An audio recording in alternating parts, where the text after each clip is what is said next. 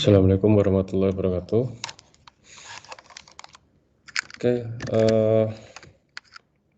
kita akan melanjutkan materi tentang kompleksitas waktu algoritma non-rekursif. Di sebelumnya kita sudah membahas tentang kompleksitas waktu asintotik ya. Nah, untuk saat ini adalah kita akan bahas tentang kompleksitas waktu algoritma non-rekursif. Di algoritma kita bisa bagi menjadi dua macam kalau dalam konteks untuk mencari kompleksitas waktu ya. Algoritma rekursif dan non-rekursif ya. Oke. Sebenarnya tentang kompleksitas waktu algoritma non-rekursif ini sudah pernah kita bahas sebelum UTS ya. Sebelum UTS bahkan sebelum membahas tentang kompleksitas waktu asimtotik ya. Cuman ini kita akan bahas kembali beberapa yang pernah kita bahas yang pada saat sebelum kompleksitas waktu asimtotik ya. Oke, mungkin saya akan mengulang beberapa contoh soal dan konsep-konsep yang sudah saya sampaikan sebelum UTS kemarin, khususnya sebelum kita membahas kompleksitas waktu asimtotik. Ya. Mungkin saya review kembali ya. Saya review kembali, saya akan notes. Ya, saya review kembali beberapa hal yang ya semoga biar Anda nggak lupa ya. Bahwa kita kalau kompleksitas waktu itu berarti sebenarnya kita bicara tentang efisiensi algoritma.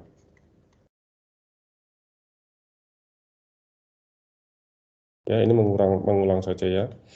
Nah, algoritma itu harus yang efisien. Yang efisien itu yang seperti apa? Berarti harus diukur. Ini kan ini berarti harus diukur ya. Tingkat efisiensinya.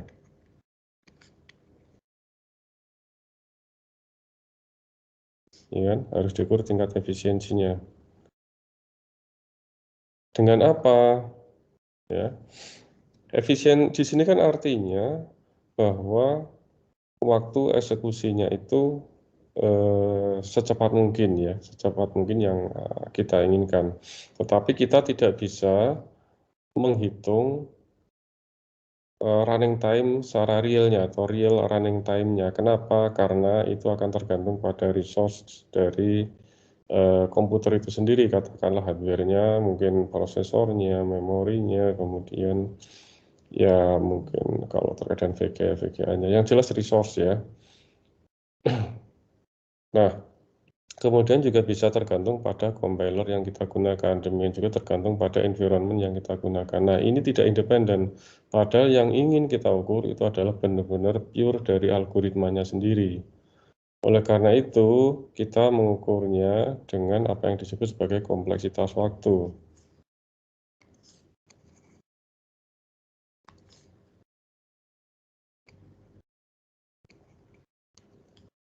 Kompleksitas waktu. Kompleksitas waktu ini apa? Kompleksitas waktu itu adalah sebenarnya jumlah operasi dasar yang dilakukan dalam algoritma. Ya, jumlah operasi dasar yang dilakukan dalam algoritma. Nah, operasi dasar itu apa? Ya, kemarin sudah kita jelaskan operasi dasar. Operasi dasar itu apa? Yang pertama, operasi dasar adalah yang paling banyak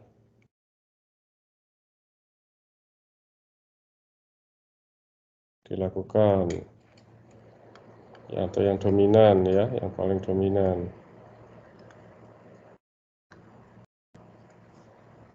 Biasanya ada dalam loop terdalam. Kalau dia nested ya berarti loop yang paling dalam. Yang kedua adalah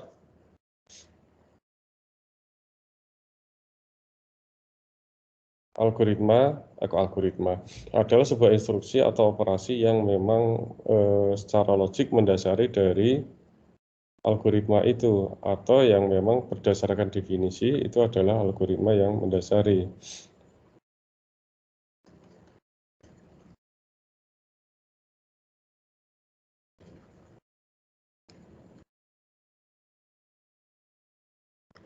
Ini sudah kita bahas ya dulu ya.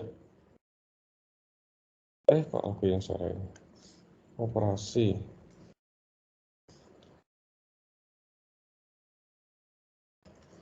Operasi yang secara logik mendasari algoritma.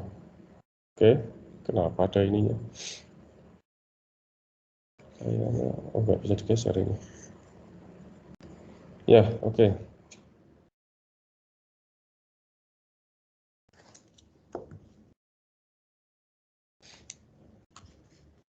Nah, oke ya. Ini dulu sudah kita bahas ya, operasi dasar ini. Jadi sebenarnya dia adalah jumlah operasi, ya, kompleksitas waktu. Nah, terus algoritma, ini kita bagi menjadi dua macam dalam konteks untuk kompleksitas waktu ya. Oh ya, sebelum ke sini,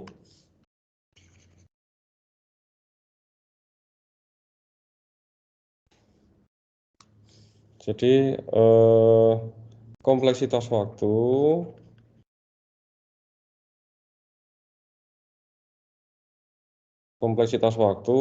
merupakan fungsi dari ukuran masukan, input size, ukuran masukan.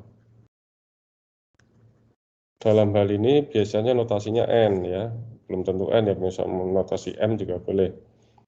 Sehingga notasinya adalah Tn, biasanya merupakan fungsi dari N. Contoh, Tn sama dengan 2n kuadrat plus 6n plus 1 yang kemarin selalu kita jadikan contoh.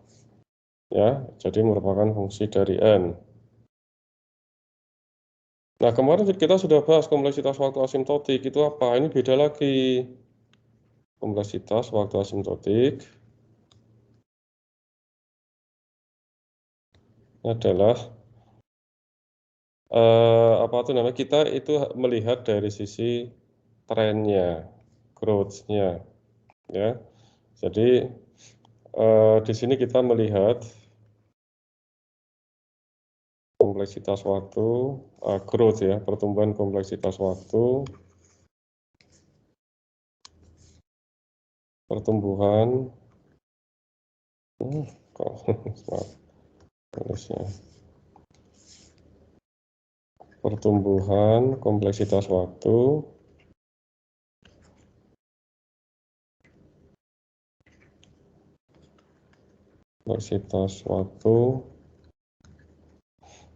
dari sisi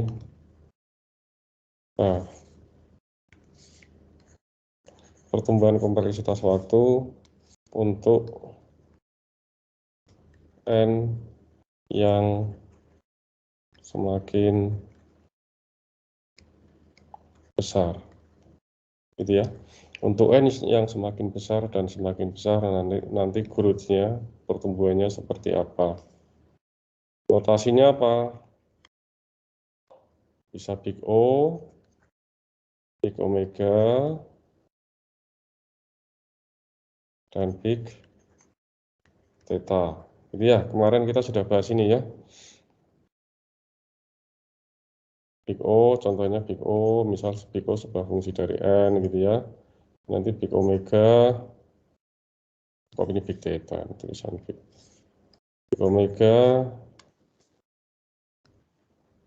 omega katakanlah fungsi dari Gn. Misal big theta, dia fungsi dari Hn, katakanlah. Ini kemarin kita sudah bahas juga. Oke, seperti itu ya. Big O, big omega, big theta. Ya, jadi kalau kompleksitas waktu dan kompleksitas waktu asimtotik itu beda ya. Kalau kompleksitas waktu asimtotik itu melihat apa itu namanya, pertumbuhan dari kompleksitas waktu itu. Kompleksitas waktu itu notasinya ya yang Tn gitu ya, notasi yang Tn. Oke, gitu ya. Oke, sekarang kita ini hanya recall saja, kembali mengingat apa yang sudah kita bahas sebelumnya. Dan banyak sekali yang sudah kita bahas sebelumnya ya. Nah, ini saya recall yang pentingnya ya, konsepnya ya.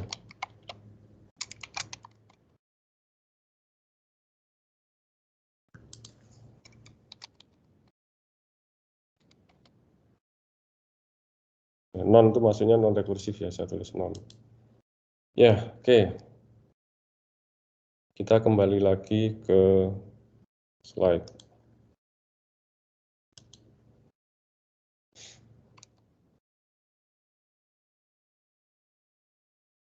Kita lanjutkan, kemarin kita sudah bahas beberapa kompleksitas waktu seperti sequential search gitu ya, pencarian beruntun. Ini sebelumnya kita juga sudah bahas mencari elemen terbesar. Sebelumnya lagi kita sudah bahas bagaimana kompleksitas waktu untuk menghitung rata-rata gitu ya. Yang dari yang sederhana sampai yang ada best case, worst case seperti sequential search itu di saat jumlah operasi itu tidak tetap tapi tergantung pada perilaku dari datanya gitu ya. Kalau yang sebelumnya seperti mencari elemen terbesar, ini kompleksitas waktu ya segitu ya, hanya tergantung pada n saja, tergantung pada ukuran masukan. N itu ukuran masukan besar datanya. Tetapi kalau kita melakukan pencarian beruntun, sequential search contohnya, mungkin ini algoritma yang lain juga ada ya, ada best case, ada worst case-nya. Nanti kebanyakan algoritma kalau di bidang AI dan sebagainya, itu kebanyakan ada best case, ada worst case ya. Tergantung pada perilaku input. Kebanyakan malah justru seperti itu. Contoh yang paling sederhana dalam pencarian beruntun atau sequential search, di mana kompleksitas waktu itu tidak tetap tergantung pada perilaku data. Jika data yang dicari itu ada di elemen pertama, itu nanti kompleksitas waktunya 1. Ini menjadi base case. Ya, makanya akan menjadi base case. Ya, 1. Tapi kalau data yang dicari itu ada di elemen terakhir atau bahkan tidak ditemukan, maka dia adalah kompleksitas waktu Tn sama dengan N. Kalau ini Tn sama dengan 1. Ya, ada juga average case. Tapi biasanya sering dipakai sih kasus terbaik sama kasus terburuknya ya. Karena kadang susah ini menghitung average case, itu perlu suatu ya pemahaman matematis tertentu. Ada yang modelnya itu algoritmanya itu membagi array-nya menjadi 2 bagian. Jadi ini kemudian dipecah menjadi 2 gitu ya. Kemudian ke salah satunya fokus salah satu, nah gitu. Dari array yang segini dipecah menjadi 2 dan seterusnya gitu ya. Akhirnya menjadi 4 dan seterusnya. Tapi pada setiap iterasi pecah-pecah menjadi 2. Ini contohnya binary search. Ini juga ada best case sama worst case. Nah, kalau sudah dibagi-bagi gini array-nya, itu biasanya kita ketemu dengan apa yang disebut fungsi log. Kalau kasus terbaik itu jika nilai yang dicari itu ada di elemen tengah dari array gitu ya. Elemen mid-nya itu nanti langsung ketemu, sekali gebrakan langsung ketemu. Kasus terburuk itu adalah nanti 2 log n. Cuman di sini memang di binary search itu data harus sudah diurutkan terlebih dulu. Ingat ya, data harus terurut lebih dulu di dalam binary search. Nah, dalam sequential search data tidak harus terurut. Oke, kita juga sudah kemarin belajar tentang bagaimana menghitung kompleksitas waktu untuk loop ya, untuk loop. Nah, untuk loop itu ada 2 macam. Saya kembali lagi ke sini. Kompleksitas waktu untuk bentuk loop ya. Ada dua macam. Kita harus melihat loop, sebentar, loop bersarang ya. Yang loop kan kemarin kita sudah ini ya, pakai prinsip yang loop yang biasa, itu pakai prinsip bahwa Tn itu nanti adalah batas akhir kurangi batas awal ya, plus 1 kan ya. Hati-hati dengan bentuk while do dan repeat until. Nah, ini punya sifat yang berbeda untuk batas-batasnya ya, terutama untuk batas akhirnya ya. Ada yang n lebih besar, maaf, kok n lebih besar. Ada katakanlah bentuk yang ini I lebih besar. Bentar, ini apa sih?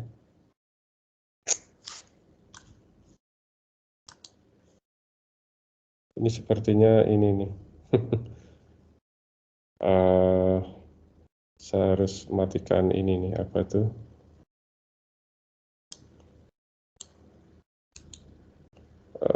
Quit Grammarly. Nah, Grammarly-nya nyala terus ini. Misal untuk I lebih besar N, itu akan beda dengan I lebih besar sama dengan N, dan sebagainya. Ya, hati-hati ya, batas akhir. Oke. Demikian juga untuk I kurang dari sama dengan N, dengan I kurang dari N. Nah, itu harus hati-hati ya, harus hati-hati. Oke, itu juga sudah disampaikan di sebelumnya. Nah, sekarang untuk loop bersalang.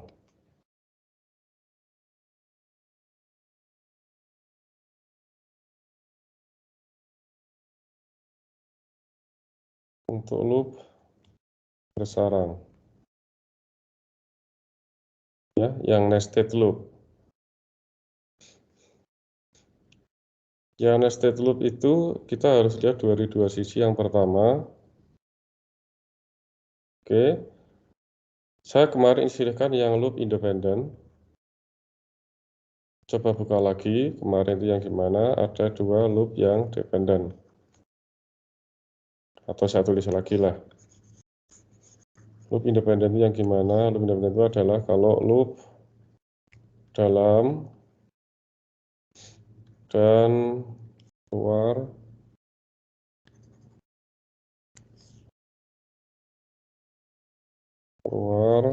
tidak saling bergantung. Terus dua, loop dependen, misalnya punya dependen gitu aja ya. Berarti ini loop dalam dan luar saling bergantung.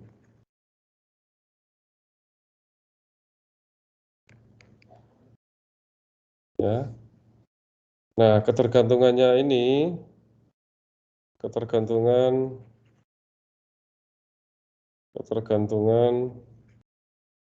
loop dalam dan luar bisa dilihat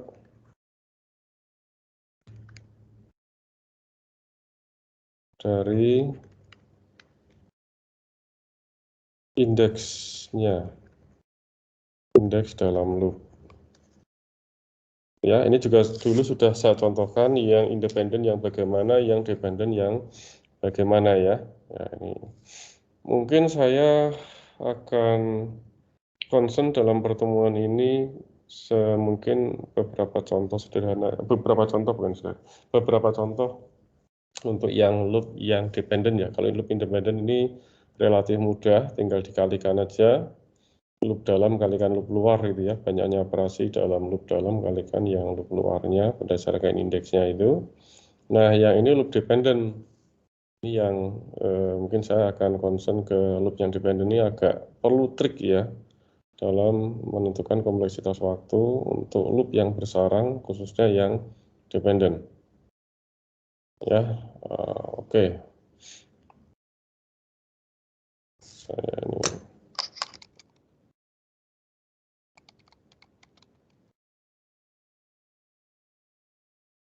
ya.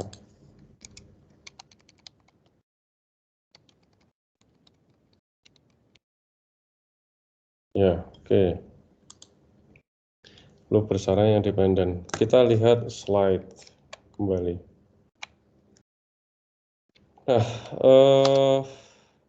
ini contoh yang ini adalah contoh yang independen. Dari sini kita lihat bisa ini I, ya bentar ini saya hapus lagi.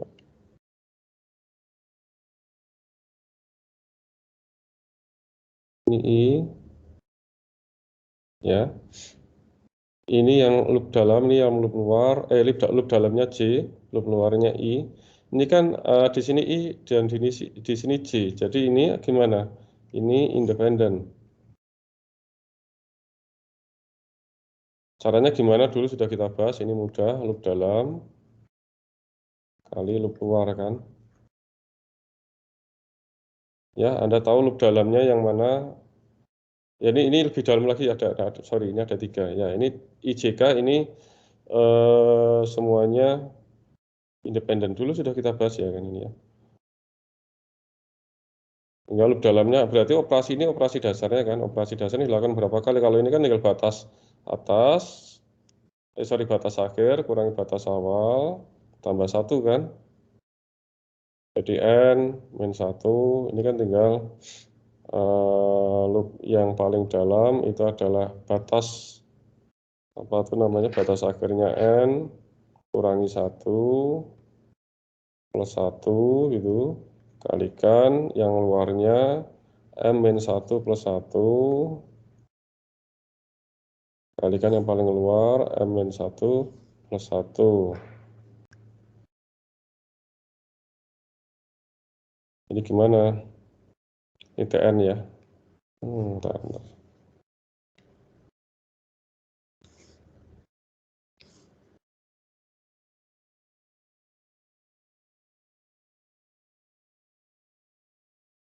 Jadi ini TN sama dengan N kali M kali M sama dengan N M kuadrat. Nah, seperti itu ya.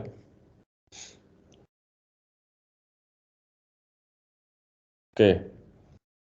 Jadi tinggal loop dalam kalikan loop luarnya. Ini yang untuk yang independen. Ya, ini NM kuadrat ya. Oke. Nah, sekarang kita lihat yang seperti ini. Ini juga loop bersarang. Di sini I, di sini J, tapi J-nya itu dia ada ketergantungan terhadap I-nya. Karena 2 tuh I. Ya, jadi ini bergantung pada yang loop luarnya. Nah, caranya ini beda. Berarti ini yang dependen. Ya, gitu ya. Ini yang dependen. Nah, mahasiswa biasanya salah di sini.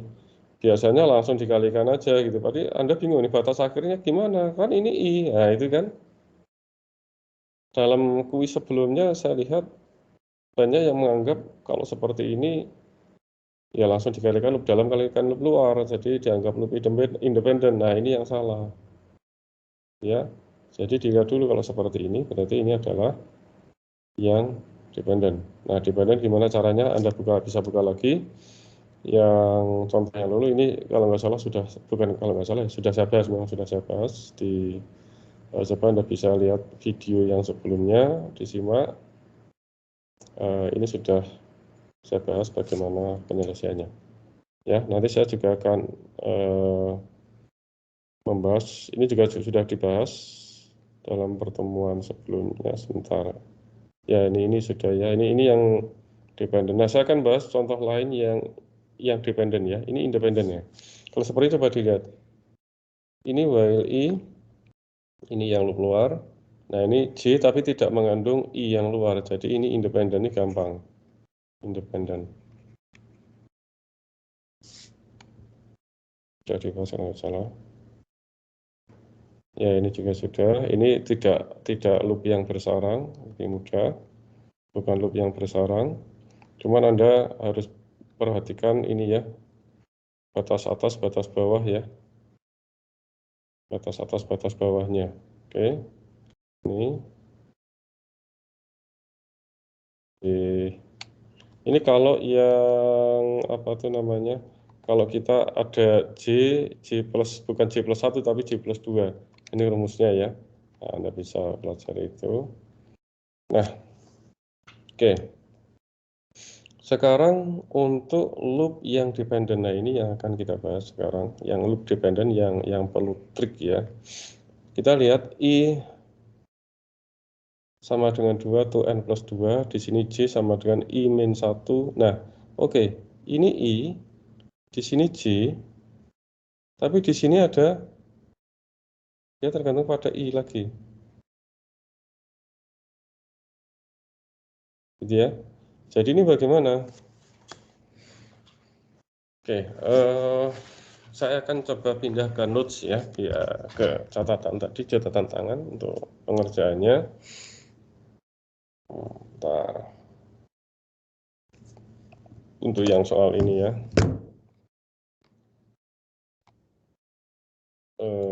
Tadi satu lagi tadi barusan saya foto.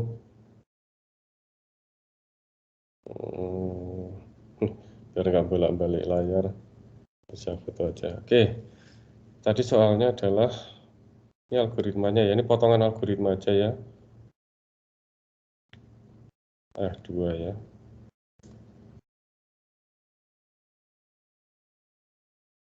Itu bisa paruh 2 aja ya. Ya, nanti agak banyak. N plus 2. Kolom bawahnya for J sama dengan I min 1 itu N plus 1. Baru di sini operasi dasarnya. Operasi dasarnya bisa apapun, nanti kalau di soal bisa macam-macam ya ini ya. Tapi saya sampaikan ke Anda konsepnya ya, yang penting konsepnya dulu. Kata ini apapun nanti bisa modifikasinya macam-macam. Ya. I2 to N plus 2, I min 1 to N plus 1. Nah, oke. Sebenarnya ada 2 cara pengerjaan untuk contoh seperti ini ya.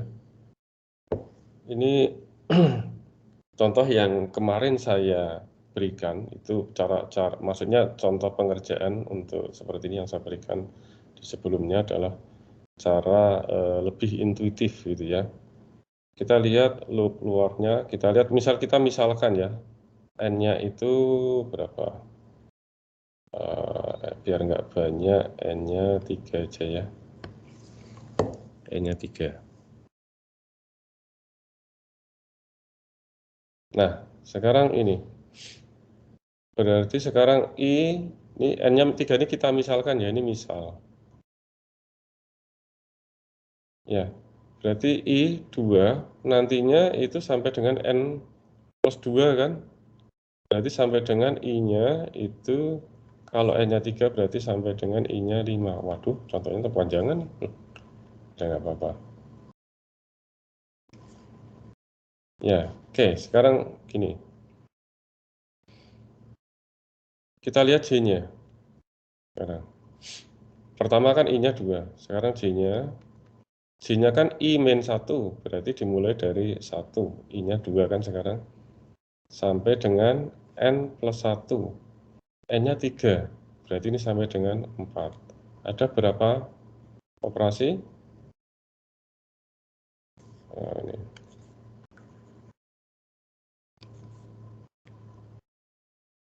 Ada berapa operasi? 4 kurangi 1 tambah 1. 4 kurangi 1, 3 tambah 1, 4. Jadi ini 4 kali. 4 kali dilakukan operasi dasarnya. Sekarang meningkat dari I sama dengan 2 ke I sama dengan, nanti kan sampai dengan 5 ya. I sama dengan 3. Jadi nanti diulangi lagi, J-nya mulai dari I min 1. I-nya 3. Ini semoga nggak salah soal ya. I-1, 0. Nanti I-1 kalau 2 minus ini jangan salah soal. Oh enggak, nanti nambah I-1-nya. Oh, I-1-nya 2 ding. Saya yang salah. I-1-nya 2. I-nya kan 3. I-1-nya berarti J-nya 2 ya. I-nya kan 3. Dimulai dari I-1. Berarti 2 sampai dengan N plus 1. Nah, N-nya 3. Berarti 4. Berapa kali? 3 kali kan operasinya. Oke. Sekarang kan nanti sampai dengan I-nya 5. Berarti I-nya sekarang 4. Yang 4 J-nya dimulai dari I-1. Berarti dimulai dari 3. Sampai dengan N plus 1. Sampai dengan 4 lagi. Kan N-nya 3 kan. Ya, ini berapa kali? 2 kali kan. 2 kali operasi dilakukan. Kok 2 kali? Ini kan 4 kurangi 3 tambah 1. Ya. Oke, sekarang kan I-nya sampai 5 ya. Berarti sekarang ini I-nya 5. J-nya dimulai dari I-1. Berarti dimulai dari 4 sampai dengan N plus 1. N-nya 3 sampai dengan 4 berarti. Berapa kali? 1 kali operasi dilakukan. Ya, ini hanya pemisalan jika N-nya adalah 3. Ini dapat kita generalisir bahwa kondisi akhir itu pasti akan 1 kali operasi dilakukan. Jadi operasinya nanti gini, 1 secara umum,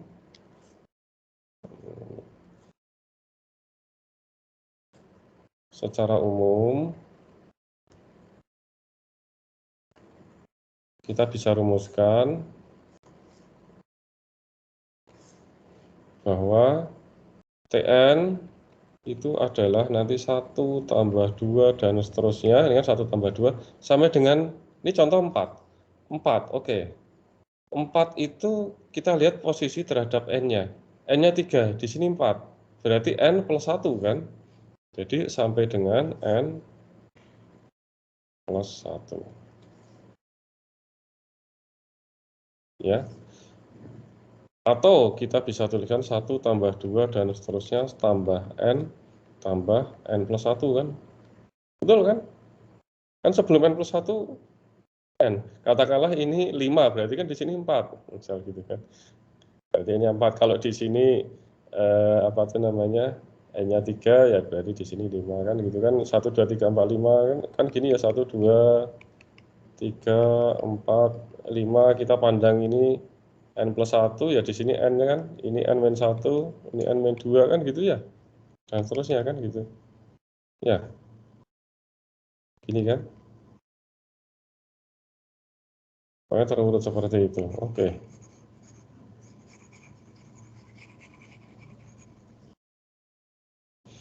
Nah, kita tahu bahwa ini yang menjadi prinsip adalah 1 tambah 2 sampai dengan seterusnya sampai tambah N adalah N kali N plus 1 per 2. Ini yang harus Anda ingat. Sehingga ini tambah N plus 1 kan. Gitu ya. Jadi ini sama dengan, kita coba uraikan N kuadrat plus N per 2 plus 2N plus 2 ya.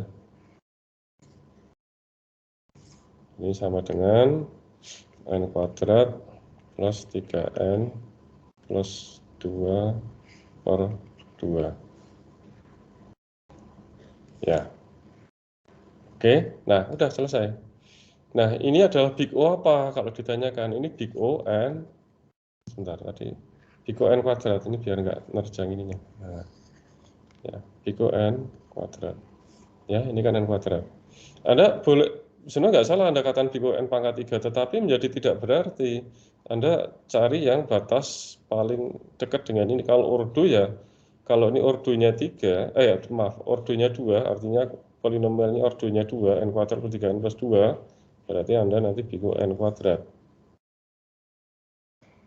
Ya. Ini prinsip untuk kompleksitas waktu asimptotik ya. Jadi, loh ini kan N pangkat 10 juga boleh Pak, N2 pangkat N juga betul, ya betul, tetapi menjadi tidak berarti. Contoh, kemarin pada saat saya mencontohkan bahwa big O itu adalah batas atas atau upper bound. Kalau misalnya Anda ketemu teman Anda, kemudian Anda ditanya gaji Anda, misalnya Anda sudah lulus ya, ditanya teman Anda berapa gajimu per bulan, oh gaji saya di bawah 1 miliar per bulan, walaupun gaji Anda 3 juta per bulan. Itu betul, tetapi menjadi tidak berarti kan? Betul nggak? Kan menjadi tidak berarti. Artinya karena batasnya terlalu jauh. Sehingga kita cari batas atas yang terendah. Oke, batas atas yang terendah.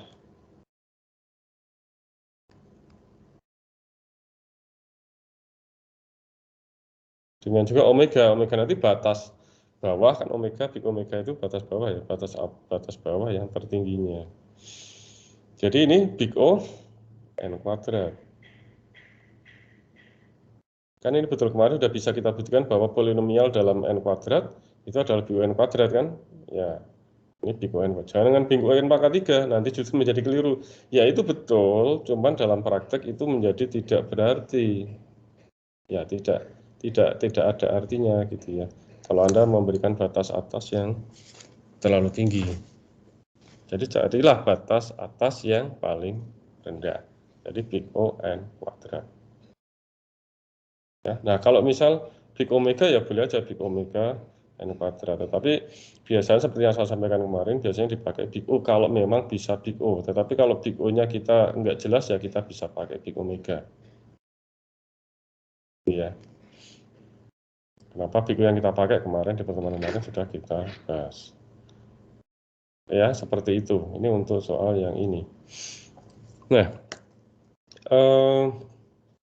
kita lihat contoh yang lain. Cuman saya ingin coba slide yang slide yang berbeda ya. Coba yang ini.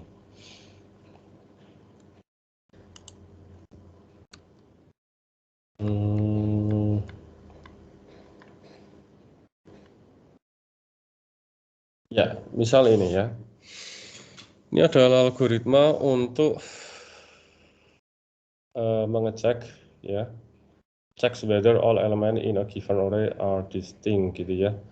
Mengecek apakah semua elemen yang ada di dalam sebuah array itu berbeda. Jadi elemen-elemennya beda. Kalau ada yang sama, berarti nanti dia akan mengeluarkan nilai false. Ya, dia akan mengeluarkan nilai false jika ada yang sama. Tetapi kalau nilainya ini dia mengeluarkan nilai true jika semua elemennya itu berbeda. Ya, oke. Sekarang kita lihat ini algoritmanya. Algoritmanya kan ini nested loop ya, loop yang bersarang. Di sini I. Oke, di sini J. Tetapi J-nya dia ada ketergantungan terhadap loop sebelumnya, I. Ya, jadi apa ini? Ini dependen. Oke, ini sila saya aja ya untuk memudahkan. Oke, ini sekali lagi ini istilah yang saya buat untuk Anda mudah untuk mengingat saja. Jadi ini ada ketergantungan terhadap loop yang lain. Ya, jadi ya ini dependen. Kemudian ini operasi dasarnya ya, pembandingan ini operasi dasar. Ini adalah operasi dasarnya. Makanya saya tadi tuliskan operasi dasar apapun itu nanti ini bisa ya tergantung tadi dari algoritma apa ya. Cuman ini saya buat secara general aja. Saya tulis operasi dasar. Ini contoh yang realnya gitu ya. Oke, karena ini dependen, makanya kita selesaikan secara ya secara seperti contoh yang tadi ya. Oke, saya coba kembali lagi ke coret-coretan. Nah, oke. Kita lihat lagi contohnya.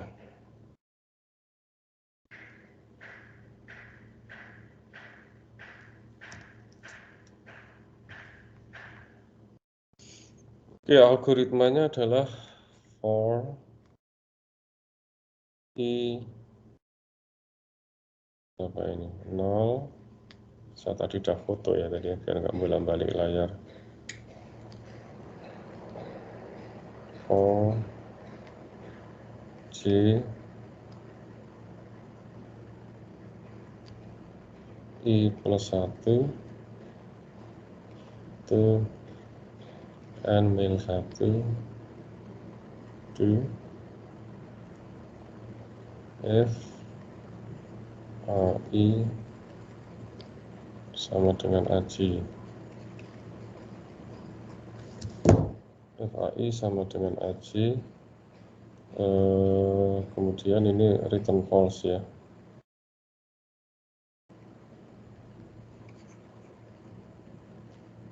Ini tentu. Oke, sekarang kita lihat yang seperti ini ya. Ini jelas ini dependent. Nah, ini juga ini non dependent ya. Oke, dengan contoh pengerjaan yang seperti ini, kita bisa lihat ya. Ini jawabannya. Misal jawabannya kita misalkan n-nya berapa? Biar nggak usah, misal n-nya sama dengan 5 gitu ya. Nggak usah panjang-panjang, ini hanya pemisalan aja. Oke, sekarang untuk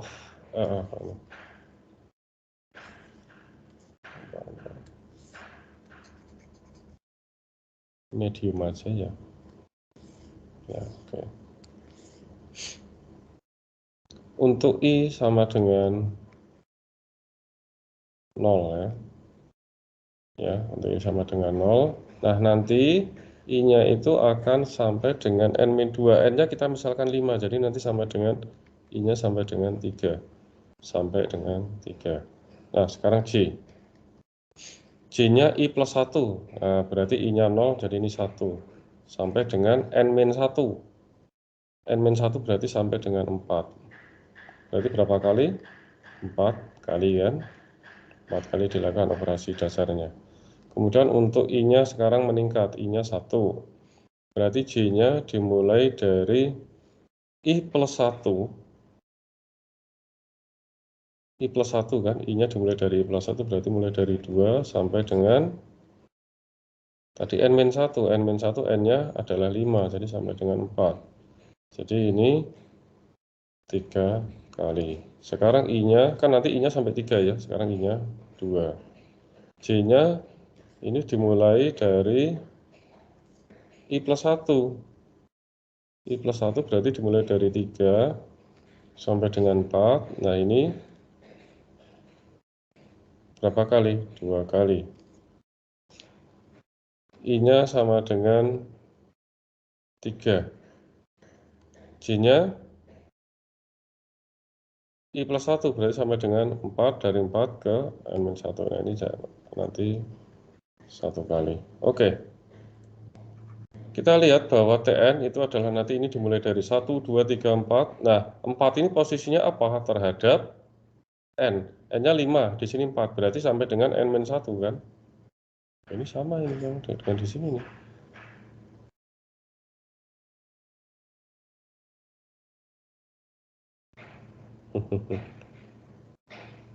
Bentar.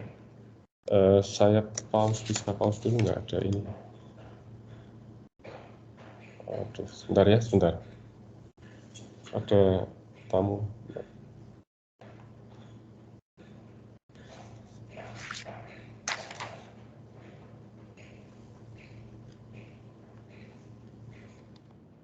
Kalau di Microsoft Teams itu tidak bisa di pause. Bentar ya.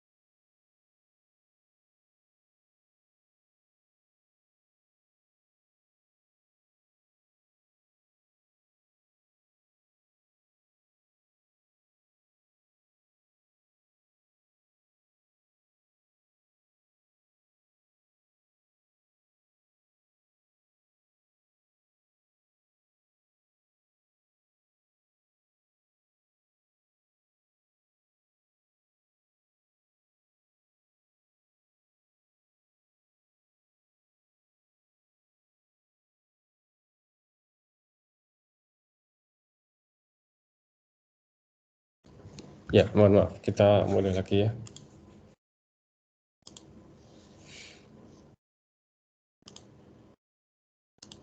Ya, oke. Tadi sampai sini ya. Ini 1, 2 sampai dengan 4, ini sampai dengan n-1. Oh, ini beda ya. Ini n+1 ya. Sekarang ini sampai dengan n-1. Jadi secara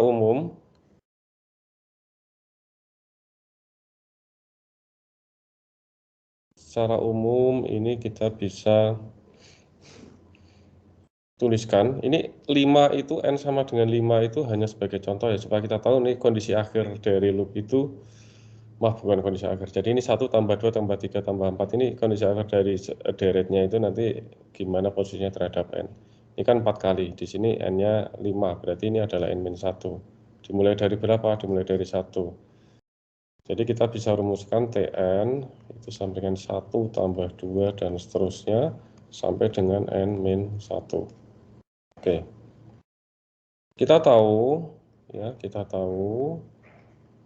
seperti yang ini, prinsip yang ini ya, bahwa 1 tambah 2 tambah sampai dengan n itu adalah n kali n plus 1 per 2. Sehingga Tn, nah ini posisinya n-1. Alias ini kan sebenarnya, alias ini sebenarnya kan gini.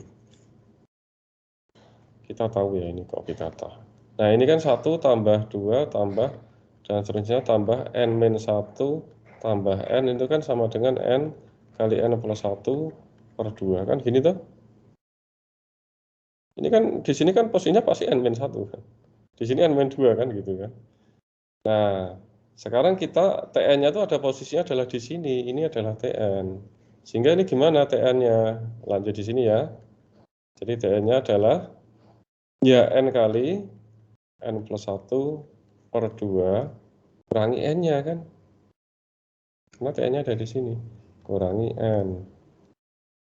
Sama dengan n kuadrat plus n min 2n per 2 sama dengan n kuadrat min n per 2. Nah, ini sekali lagi adalah big O n kuadrat. Ya. Nah, sekarang oke ya, ini ya seperti ini ya, cara pengerjaannya sama. Nah, ada cara yang berbeda dalam mengerjakan ini, ya, ada cara yang berbeda. Oke. Cara lain. Cara lain. Itu bagaimana?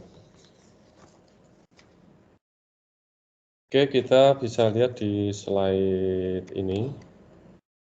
Tadi slide-nya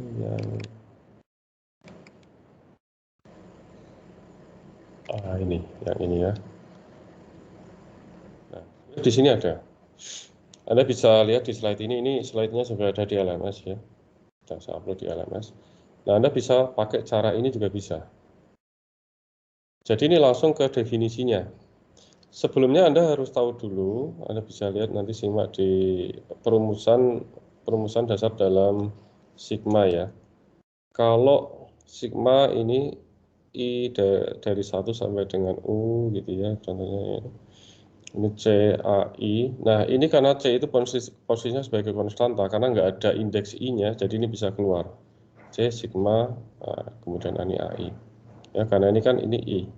Ini I. Nah, yang C ini adalah dia keluar. Kemudian ada lagi seperti ini. Kalau di sini AI bisa plus, bisa minus ya, dengan BI. Nah, nanti bisa dipisah menjadi sigma AI, bisa plus, bisa minus, sigma BI, gitu ya. Ya, ini sebenarnya perumusan dasar Anda sudah dapatkan, mungkin sudah SMA ya. Saya nggak tahu apakah mungkin SMP juga sudah disampaikan. Nah, kemudian sigma is dari, ini apa ini contoh, L ya, ini L ya. Dari L sebuah nilai, L itu artinya sebuah nilai, bisa 1, bisa 2, bisa 3, bisa 0, bisa 5. Ya, sampai dengan U. Kalau di sini 1, ya, kalau di sini 1, ya, berarti Anda tinggal konstan aja, ingat, batas atas kurangi batas bawah plus 1. Batas atasnya U, kurangi batas bawahnya L, ya, kurangi A plus 1. Gitu ya. Nah, kemudian bisa juga seperti ini. I dari 0 sampai dengan N. Atau misal juga I dari 1 sampai dengan N, dan ini I ya. Ini harusnya nggak ada ini. Nah, I dari 1 sampai dengan N. Nah, oke, ini berarti 1 tambah 2 tambah 3 sampai dengan N. Ini yang tadi saya minta Anda harus ingat hafalkan, yang kita tahu tadi dalam tanda kutip ya. N kali N plus 1 per 2. Ya, ini contoh yang beberapa hal yang harus Anda ingat, prinsip-prinsip dalam sigma. Nah, contoh di sini lagi, kembali lagi ke pengerjaan untuk algoritma ini, kompleksitas waktunya. Kita bisa lihat di sini. Ya, tadi algoritma sudah saya salin di itu ya. Nah, di note ya. Nah, sekarang kita lihat lagi di sini.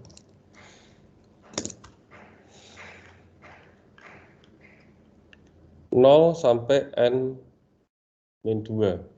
Jadi ini kita buat sigma yang bagian luar. Ini sigma dari I ya tadi ya. Iya tadi, biar sama. Oh, I 0 sampai dengan N min 2. I sama dengan 0 sampai N min 2. Kemudian J-nya dari I plus 1 sampai dengan N min 1.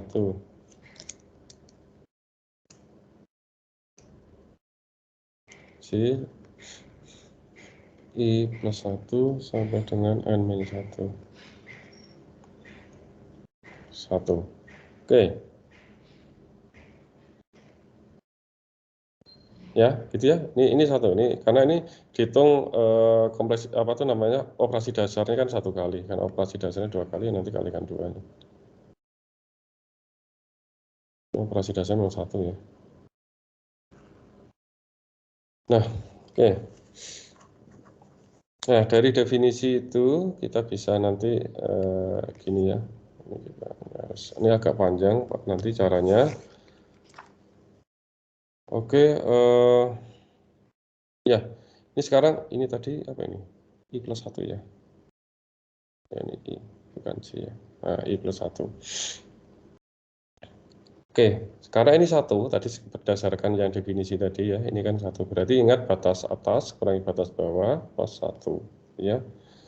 Jadi kita tuliskan lagi nih yang sigma luarnya 1 sampai dengan N min 2. N min 2 ya. Agak susah ini. N min 2.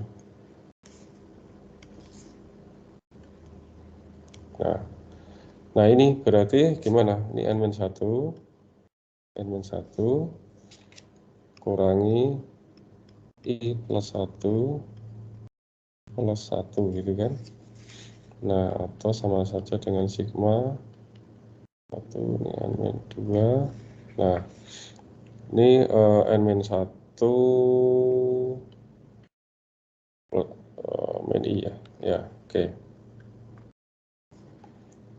Nah, sekarang kita selesaikan ini. Oke, kita bisa pisah ini sesuai dengan yang definisi tadi yang di awal saya sampaikan. Dari sigma ini N ya. Ya, dipisah dengan apa? Atau N-1 ya, N-1 kan bisa dipisah yang N-1 aja. Nah, karena nanti kalau ini satu sendiri malah repot. Nah, ini N-1 karena di sini ini kan nggak ada indeksnya. N-1-nya ini nggak ada indeksnya, kalau ini ada indeksnya. Jadi ini kita bisa untuk N-1 min sigma I gitu ya. Udah Anda selesaikan ini aja nanti sampai ketemu. Intinya gitu aja. Ini yang depan ini kan nggak ada I-nya, nggak ada indeks. Jadi ini sebenarnya bisa keluar. Kok keluarnya gini? N-1-nya yang keluar. Karena kan nggak ada indeksnya, jadi itu sebenarnya sebagai konstanta.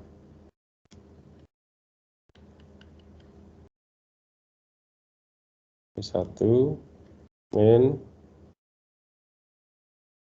Oke. Nah, sekarang yang ini. Ini sigma dari 1 sampai dengan n-2. Jadi ini sebenarnya adalah 1 tambah 2 dan seterusnya sampai dengan n-2.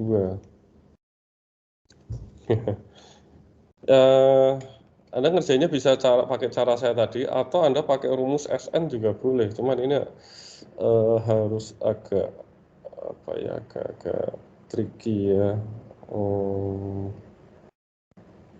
Sebentar. Oh, ini dari 0 atau 1 tadi?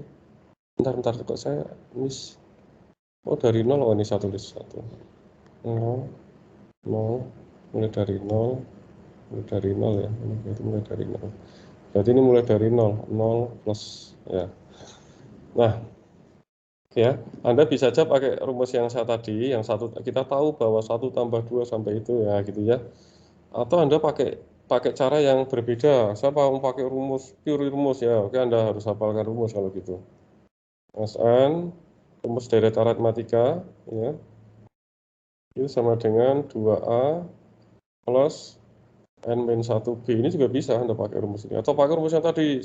Kita tahu bahwa 1 tambah 2 sampai N itu N kali N plus 1 per 2, tinggal nanti gimana. Itu lebih, kalau saya sih lebih cepat itu ya. Tapi kalau Anda pakai ini juga bisa. Tapi ini agak tricky juga ya di sini. Karena Anda harus tahu ini apakah SN berapa. Nah, oke. Ini 0 tambah 1 sampai dengan N-2. Oke. Kalau saya punya bilangan 0 sampai 4, ini sebenarnya ada berapa bilangan sih? 5 kan? Karena apa? Karena 0, 1, 2, 3, 4. Nah, ini kan, ini dimulai dari 0 sampai dengan N-2. Jadi berapa suku? N-1 suku kan? Sehingga di sini N-1, ini N-1 per 2. A-nya itu dimulai dari 0, jadi ini 0 plus N-1 ya, N-1 min 1, jadi ini N-2 ya. N-2, B-nya selisihnya 1 karena ini kan naiknya 1-1. Wes. Jadi sama dengan N-1 kali N-2 per 2 gitu kan. Yang saya sebut tricky itu di sininya, ini N-1-nya ini. Nah, nggak jelas. N-1. N-1-nya ini. Ya. Jadi di sini itu adalah N-1 kali N-2. Jadi gini ya. Oke, kita lanjutkan ya. N-1, nah ini gimana? Ini 0 sampai dengan N-2. Ini kurang jelas. Ini sampai dengan N-2. Biar ini misalnya agak. Ya. Jadi ini kan berarti N-1. Ingat batas atas kurangi batas bawah. Kalau ini 1 ya. Plus 1. Berarti apa tuh namanya? N-1 kuadrat ya berarti. Kan ini N-1 juga. Kurangi, nah di sini adalah N-1 kali N-2 per 2.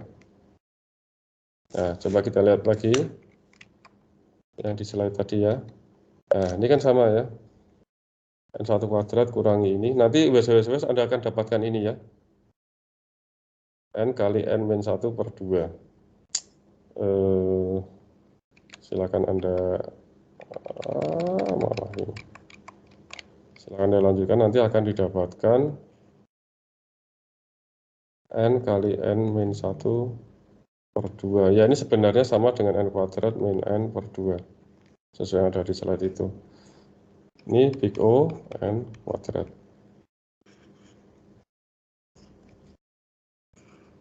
Biar agak rapi ya. Ya, agak panjang memang, tapi ini stepnya cukup jelas, tapi harus teliti gitu ya. Nah, ini sama hasilnya dengan yang ini gitu ya. Tinggal Anda pilih yang mana. Caranya mau pakai cara yang gini atau mau pakai cara yang gini. Itu bebas ya. Oke, itu yang saya sampaikan. Sebentar, ada di slide. Oke, Anda bisa nanti latihan-latihan contoh-contoh yang lain ya. Di sini banyak. Nah, ini contoh-contoh soal latihan nanti banyak sekali. Anda bisa. Jadi kalau kurang soal contoh latihan ya saya kira di setiap kuliah juga saya selalu contoh soal ya. Dan saya juga ini di slide juga sudah banyak